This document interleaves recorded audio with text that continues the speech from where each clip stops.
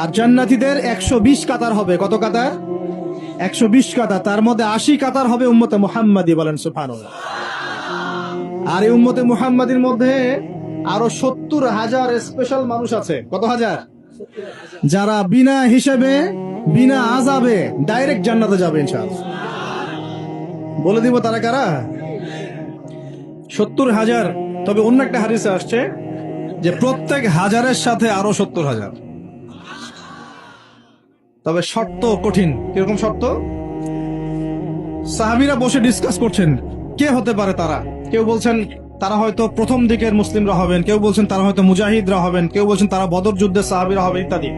তখন নবী সাল্লাল্লাহু আলাইহি ওয়াসাল্লাম আবার চলে আসলেন, ব্যাক করলেন। ব্যাক করে বলছেন তোমরা কি এই বিষয়ে কি বিষয়ে কথা বলছিলে?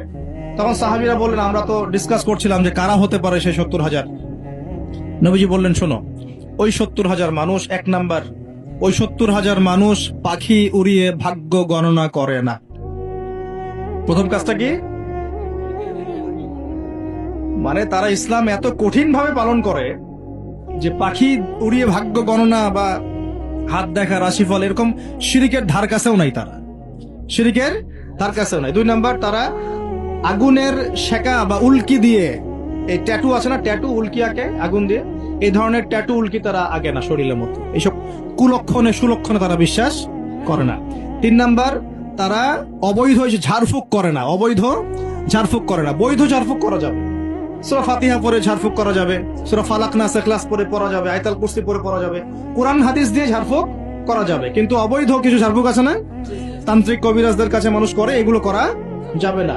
আর 4 নাম্বার হচ্ছে তারা সর্বাবস্থায় এক আল্লাহর উপরে তাওয়াক্কুল করে, ভরসা করে, আল্লাহর প্রতি তাওয়াক্কুল করে। এরা হচ্ছে সেই 70,000 মানুষের মধ্যে থাকবে ইনশাআল্লাহ। এক সাহাবী দাঁড়িয়ে বললেন, ওয়াকাশা দাঁড়িয়ে বলছেন যে ইয়া রাসূলুল্লাহ, আমার জন্য দোয়া করেন, আমি যেন সেই 70,000-এর মধ্যে থাকতে পারি। তো নবীজি বললেন হ্যাঁ, তুমি 70,000-এর মধ্যে একজন। এরপর আরো 2জন সাহাবী দাঁড়িয়ে গেলেন, আমার জন্য দোয়া করেন। নবীজি বললেন না, ওয়াকাশা অগ্রগামী হয়েছে। এভাবে সবার জন্য দোয়া করতে থাকলে দরজা কি হতো? বন্ধ হয়ে যেত। এই দরজা খোলা আছে। এই যুগের মানুষও হতে পারে না? যে ব্যক্তি শিরক করে না, আল্লাহ ভরসা করে, কোন রকম কুলক্ষণে বিশ্বাস করে না, ইসলাম পরিপূর্ণরূপে পালন করে, ইনশাআল্লাহ তাআলা আল্লাহ চাইলে তাদেরকে আল্লাহ পাক 70,000-এর মধ্যে আশ্রয় দিবেন, অংশ দিবেন ইনশাআল্লাহ। তো আমরা বলছিলাম যে আমরা কোত্থেকে আসছি ভাই? জান্নাত থেকে। কোথায় যাব? ইনশাআল্লাহ। এর মাঝখানে শয়তানের পথ রয়েছে কিছু, শয়তানের ফিতনা। কি ফিতনা? শয়তান চায়, শয়তান কিন্তু ওয়াদা করে আসছে, চ্যালেঞ্জ করে আসছে আল্লাহর কাছে। কি করছে? চ্যালেঞ্জ। শয়তান কি চ্যালেঞ্জ করছে জানেন? শয়তান চ্যালেঞ্জ করছে যে রব্বি, শয়তান বলছে রব্বি মানে হে আমার রব। শয়তান কিন্তু আস্তিক, শয়তান কিন্তু আল্লাহকে বিশ্বাস করে। সে বলছে রব্বি, হে আমার রব, আনজিরনি, আমাকে অবকাশ দিন, ইলা ইয়াউমি ইউবআসুন, কিয়ামত দিবস পর্যন্ত অবকাশ দিন। আল্লাহ বলছেন ফাইন্নাকা মিনাল মুনজারিন, যাও, তোমাকে অবকাশ দেওয়া হলো। কিয়ামত পর্যন্ত সময় আল্লাহর কাছে এমন বড় কিছু নয়, খুব সামান্য। এবার সে বলছে রব্বি ফাবিমা আগওয়াইতানি, হে আল্লাহ, যে আদমের জন্য আজকে আমাকে জান্নাত থেকে বের করে দেয়া হলো সিজদা না করার কারণে, লাআকউদান্না লাহু সিরাতাকাল মুস্তাকিম, ওই আদমকে জাহান্নামে নেয়ার জন্য আমি সরল পথে ওত পেতে বসে থাকবো। বসে থাকে না শয়তান? সুম্মা লাআতিয়ান্না মিন বাইনি আইদিহিম, খুব ভালো করে জায়গাটা বোঝেন প্রিয় ভাইরা। শয়তান চ্যালেঞ্জ করে বলছে সুম্মা, এর পরে আমি আসবো আদম সন্তানের সামন থেকে। কোত্থেকে?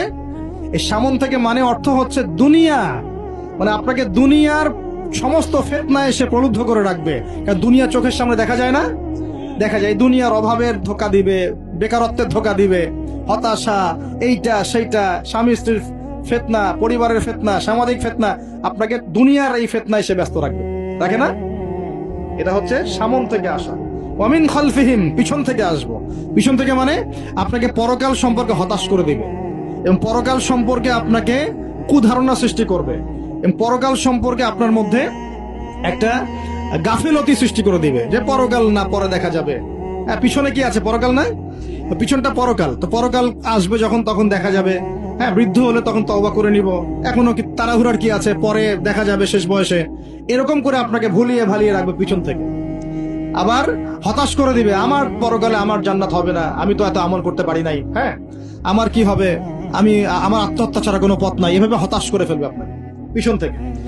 সুম্মা লায়াতিয়ান্না মিন বাইনি আইদিহিম ওয়া মিন খালফিহিম, সামন থেকে আসবো, পিছন থেকে আসবো, ওয়া আন আইমানিহিম, ডান দিক থেকে আসবো। ডান দিক মানে কি? এটার ব্যাখ্যাও চমৎকার। ডান দিক মানে কি? আমরা বলি না ডান পক্ষ খুব ভালো মনে করি না? ডান পক্ষ ভালো, ডান দিকটা ভালো, শুভ মনে করি তো। ডান দিক হচ্ছে আপনাকে নেক্সট সুরতে সে ধোকায় ফেলবে। ডান দিক মানে কি?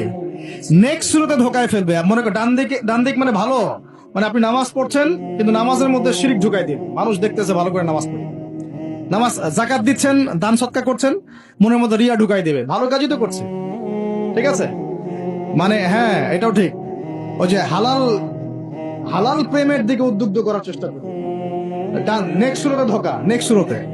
হ্যাঁ, নেক্সট মানে আলেম হয়েছে মানুষ, সবাই একদম বড় বক্তা আলেম সব বলছে, মনের মধ্যে অহংকার, নেক্সট সুরতে ধোকা, ঠিক আছে? বা মনে হচ্ছে যে এক ভাইয়ের গীবত তহমত সমালোচনা করাকে সে দিনের পথে সংগ্রাম মনে করছে, নেক্সট সুরতে ধোকা। হ্যাঁ, এক ভাইয়ের সমালোচনা করা, গীবত করা, তার চরিত্র উদ্ধার করে ফেলা, এটাকে সে মনে করছে যে দিনের জন্যই করছে, ঠিক আছে? নেক্সট সুরতে ধোকা। নেক্সট সুরতে ডান দিক থেকে মানে কি? নেক্সট সুরতে আপনাকে ধোকায় ফেলে দিবে, ফেলছে না? ফেলছে। কিন্তু এটা কিন্তু ডেঞ্জারাস। এটা কাদের জন্য? এটা আবেদ মানুষদের জন্যই, যারা আল্লাহকে মানে, রাসূলকে মানে, চেষ্টা করে দিনের পথে চলার জন্য, এদেরকে সে ডান দিক থেকে আসবে আর কি। মানে আমাদের ক্ষেত্রে আল্লাহ পাক হেফাজত করুন বলি আমি। আর চতুর্থটা হলো ওয়া আন শামাইলিহিম, ওদের বাম দিক থেকে আসবে। এটা কেমন? এটা হচ্ছে ফাসেক জালেম শ্রেণীর মানুষ যারা, তাদের সামনে মদ, জুয়া, জেনা সবকিছু উন্মুক্ত করে দিবে, এগুলোর পিছনে ছোট এক। এইভাবে চতুর্দিক থেকে শয়তান আসবে এবং বলবে, আল্লাহকে বলেছে ওয়ালা তাজিদু আকসারাহুম শাকিরিন, আল্লাহ আপনি বেশিরভাগ আদম সন্তানকেই শুকরগুজার পাবেন না। এটা কি বাস্তব না? এখন বেশিরভাগ মুসলিম নামাজ পড়ে না? পড়ে না? বেশিরভাগ মুসলিম যাকাত দেয় কি দেয় না? রমজান মাস আসছে দেখবেন বেশিরভাগই অনেকেই রোজা রাখবে না, আছে না?